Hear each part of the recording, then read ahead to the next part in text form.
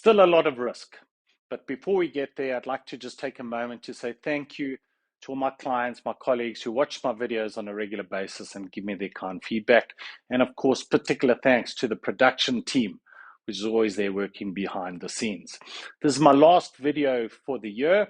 I'll restart in January, but there is a lot of risk between now and then, which we will be covering in today's video.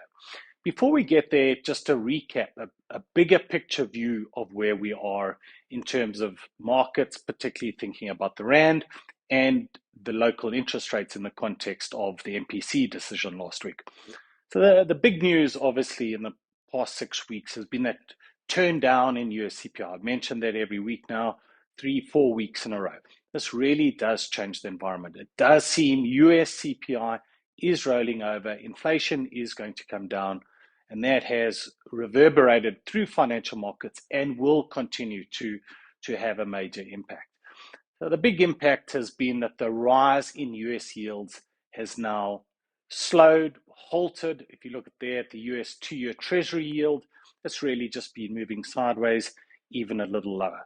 There's not a dramatic change in terms of coming down, but the change is just in that it's no longer going up. So it's not this constant Fed pressure that has been weighing on markets the whole year.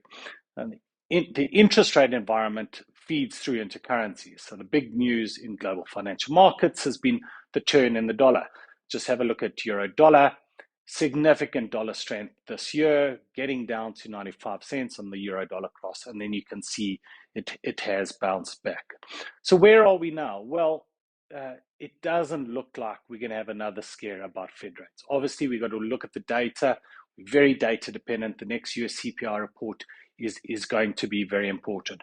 But conceptually, inflation is going to slow. The question is how quickly it slows. The dollar has probably peaked until at least we get a US recession and financial stress around there. So my bias is for mild dollar weakness from here, obviously reacting to those data points. And of course, then that feeds through into dollar rand. Just look at dollar rand, euro dollar. Movements this year in dollar rand have really all been about the dollar, very little about the rand. So to the extent we have further mild dollar weakness, I think the bias through the turn of the year is for mild rand strength. Also on that front, remember the December effect. Historically, there's a strong tendency of the rand to appreciate in the second half of December. So statistically, it happens just after the 16th of December, after the start of the holiday season, perhaps more accurately around the 20th, 21st of December. And typically we get rand strength right through to the end of the year, around the 5th of January, at which time the whole seasonal effect corrects and the rand goes back to where it was. Typically, or on average, the size of the rand move would be around 20 cents in that period. 20 cents is nothing to be sneezed at, but of course is small in the context to the average monthly move in dollar rand, particularly in an environment where there is so much risk.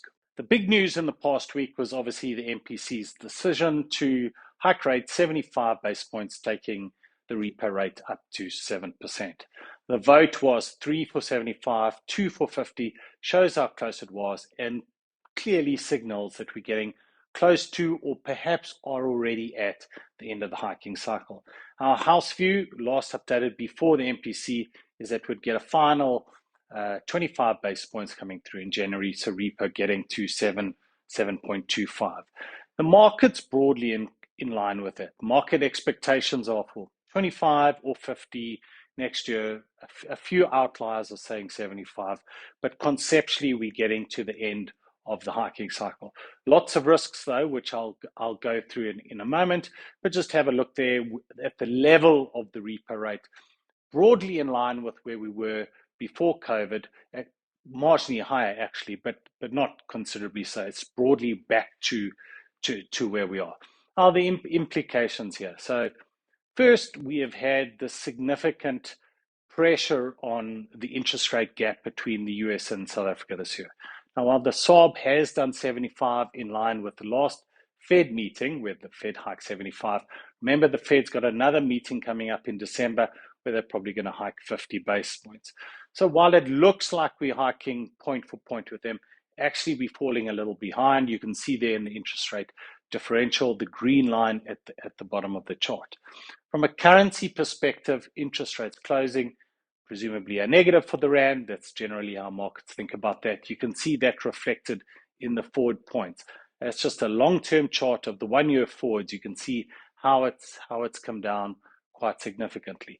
Broadly speaking, forward points are around 4 cents per month at the moment. You go back to last year, the past few years, typically it was averaging 6 cents. So a change in the forward markets, which we had anticipated earlier this year, but that is a negative. It's a negative for the rand.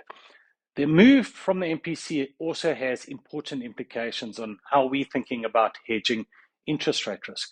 This entire year, swaps to us looked expensive. The curve was just pricing in way too many rate hikes for us to think it was comfortable. And we had this problem that the swap rates were so far above repo JIBAR that there would have been this negative cash flow consequence for our clients to lock in versus the swaps. In general, we haven't seen a huge number of clients using swaps to hedge their interest rate risk, preferring other instruments. But for the first time in ages, the swaps are now looking a lot more decent. So the level of the swaps has come down quite significantly over the past 3 months. The swaps at their lowest in 3 months. And more particularly, that gap between swap rates and the repo rate is back to, it's at the lowest in 2 years, so at the beginning of COVID. So the negative cash flow impact from locking in is not there. So again, the best time in ages to be hedging interest rate risk. And my only concern on this front is really around what is going to happen in terms of the next rate cutting cycle. So while the FRAs and swaps are pricing in reasonable amount of rate hikes from here, swap rates are looking at decent levels on a short-term basis relative to where repo is, relative to where we think repo is going. But swaps are not embedding an assumption of a rate cutting cycle at some stage. So cycles turn, eventually we will get the rate cutting cycle. And the problem with the swaps is you could be locked in at these levels even when repo and JIBAR fall. The way to get around that is to look at structured products, caps, and related products that would allow you to participate if that's the case. Now, what are the risks? Well, what we should really do is if you look at that longer term chart on the South African repo rate, what you see is distinct type of cycles. So if you go back historically, very sharp hiking cycles, very sharp cutting cycles. Is that possible? Well, maybe a sharp US recession, global inflation falls significantly, and we get aggressive rate cuts late next year. But equally possible, and this is probably the consensus view, is that the rate environment is going to be like it was in South Africa between 2015 and 2020 until COVID. So broadly just bumbling around at these type of levels, a bit lower, a bit higher as inflation rises and falls. If that's the environment, then the swaps are a very good product to be hedging your interest rate risk. I started off the video saying lots of risks still. Have a look at the event risks for the rest of the year. There are still significant risks. The standouts, US CPI. Okay. Will US CPI jump higher than expectations again, suggesting US inflation is going to be coming down slowly, or will it now continue to surprise on the downside and then really take the pressure off the Fed and spurring financial market gains? Obviously, the Fed decision itself is key. At this stage, the market expects them to hike 50 basis points. Doesn't seem huge amount of risk to that view. But a Fed meeting, obviously, there's lots of information there. The economic projections, the dot plots as they're called, how the tone that the chairman takes at the conference, what he says about the possibility of future rate cuts, etc. So we live still very much in US-dominated financial markets. Once again, it's been US inflation and the Fed that has driven the major market moves this year, and that's not over, so what's happening in the US remains very important. Locally, of course, we have the ANC elective conference starting on the 16th of December. We'll get the vote on that Sunday, allowing the markets to react on the Monday. We've now seen the list, the nominations list for the ANC top members. No huge surprises there, and largely confirming that there are not major risks at this elective conference. So it appears increasingly certain that Cyril Ramaphosa will win re-election as president of the party and so stay on as president of the country. And as the political analyst, Dr. Mbeki stated in our last webinar, Paul Mashatile has come through very strongly into that deputy president position. So it appears that Paul Mashatile will be the next power broker in the ANC, potentially probably the next president after President Ramaphosa, and that Paul Mashatile will be acting in a prime minister role in the Cyril cabinet. Overall, Cyril Ramaphosa looks set to come back empowered after the elective conference, keeping the reform momentum going. Also, a huge amount of risk, particularly this week. So we have Powell speaking for the first time since those surprise US inflation prints. The market will be listening very closely. Does he think this is taking the pressure off the Fed to hike rates?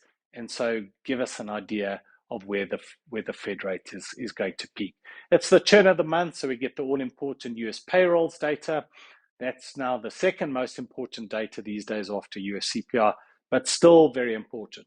Broadly, the market continues to hope that payrolls will slow down, showing that the US economy is, the overheating in the US economy is cooling down. Market expectations are for 200,000 jobs to have been created in November. That's still too high, but down significantly from the 500,000 jobs that the US was creating just a couple of months ago.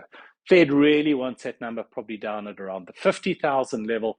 So it is slowing, but it hasn't slowed enough to take the pressure off the Fed. Eurozone CPI, are we finally going to see Eurozone inflation rolling over like it has in the US? We'll get the Pala report this week. The investigation committee has to submit their report by the end of November to the Speaker of Parliament. That means presumably she'll get it on the 1st. I would assume that it's going to be in the public domain, leaked or otherwise given out to the public. Now, what is the investigation committee going to find and what are the implications?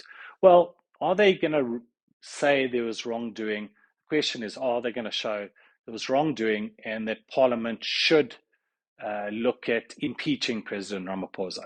Okay, that's just the committee's report. The Parliament doesn't actually have to follow what the committee says. So on the 6th of December, Parliament will be getting together to talk about the report and then decide what to do. Of course, ANC holds more than 50% of the votes in Parliament, and as we saw in the Jacob Zuma years, the ANC caucus generally comes around their president and protects. So unless it's a truly damning report, this report doesn't look like it's going to alter the ANC outlook. It's not going to alter the ANC elective conference. Even in the worst case, if impeachment proceedings go forward, that will only come through next year, and presumably President Ramaphosa will be safe. Overall, a busy time ahead. There's still lots to affect financial markets in the final few weeks of the year. And from my side, just best of the season to everyone, and thank you to everyone who watches and helps produce. Thank you.